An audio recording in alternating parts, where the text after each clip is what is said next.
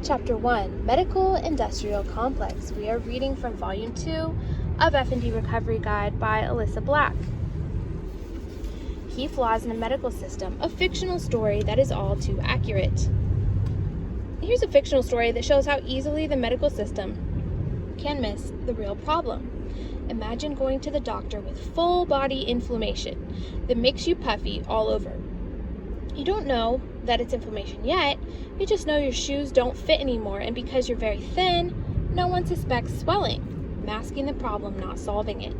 At your rushed 15-minute appointment, you tell Dr. 1, "My shoes don't fit anymore." Dr. 1 replies, "That's a classic symptom of shoe shrinking disease. I'm prescribing a shoe expanding pill." 6 months later, after you've moved cross-country, you see a new doctor for a wellness visit. You tell Dr. 2, "As you know, I have shoe shrinking disease. The pill my last doctor gave me worked. My shoes fit better now." Dr. 2 smiles and thinks, "Dr. 1 was brilliant. I should start prescribing shoe expanding pills to my other patients with shoe shrinking disease."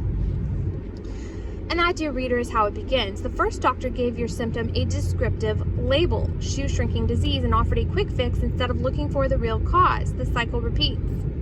And the root issue, full body inflammation, stays hidden. Repeating mistakes by accepting flawed diagnoses. Picking up where we left off. Dr. 2, "I have another problem. My pants are too small now." I can help with that, says Dr. 2. "I'm diagnosing you with pants shrinking disease. Here's a prescription for pants expanding pills." And just like that, the cycle continues.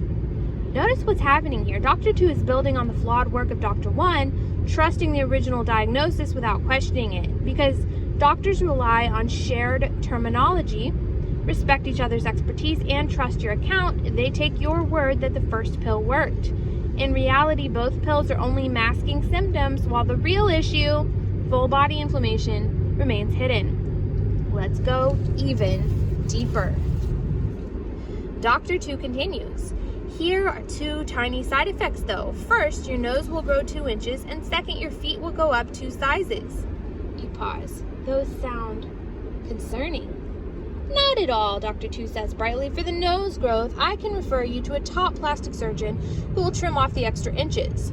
For your feet, you already said the shoe expanding pill was working, so I'll just triple your dose. That should balance it all out.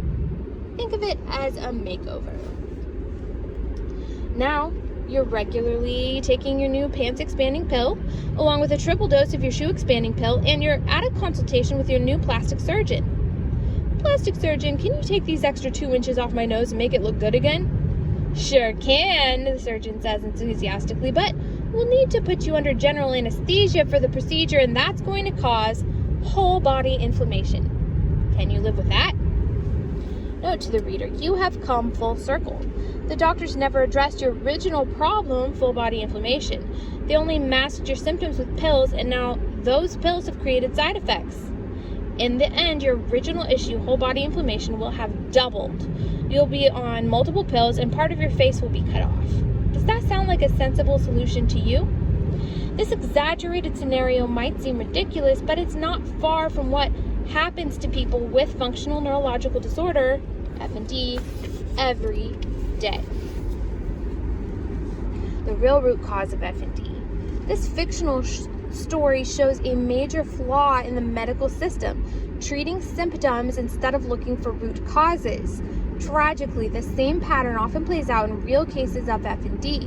Countless patients are dismissed, misdiagnosed, or handed treatments that fail to address the real source of their suffering.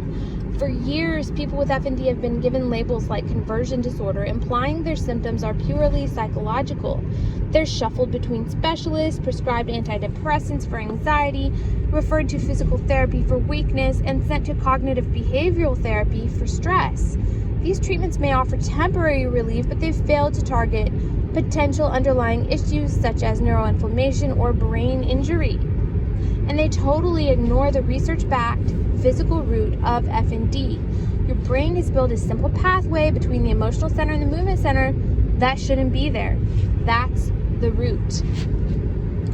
A new way forward. My method harnesses the power of neuroplasticity to completely eliminate this faulty FND pathway and build healthy ones instead. This leads to full recovery. The second half of this cure is explained in this book, but a crucial first piece is in volume 1. To achieve a complete cure, be sure to read both books. While mainstream medicine has yet to catch up, recent neuroimaging studies confirm that the brain can rewire itself, making full recovery not just possible, but likely with the right approach.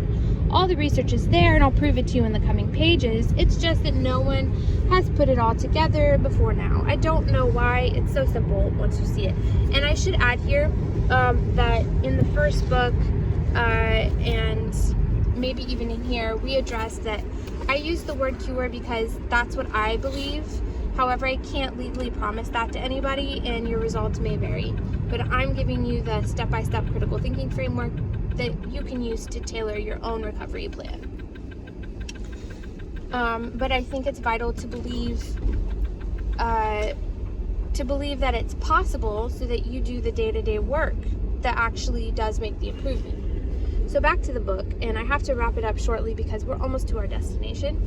Research is beginning to show the real mechanisms behind FND, overturning the outdated idea that this disorder is all in the mind. If this sounds complicated, don't worry, I'll walk you through it step by step. Brain scans show that FND disrupts the networks responsible for motor control, emotional regulation, and sensory processing. Voon et al. 2016. Specifically, researchers have found abnormal connectivity between the emotional center and the movement center.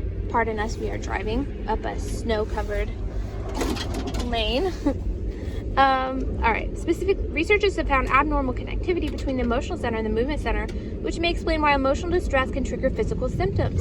Perez et al. 2015. In other words, FND is not just a mental health condition. It is a disorder of brain function at a structural level. And there's so much more here. Volume 1 and 2 together cite 725 sources. You guys want to check this out today.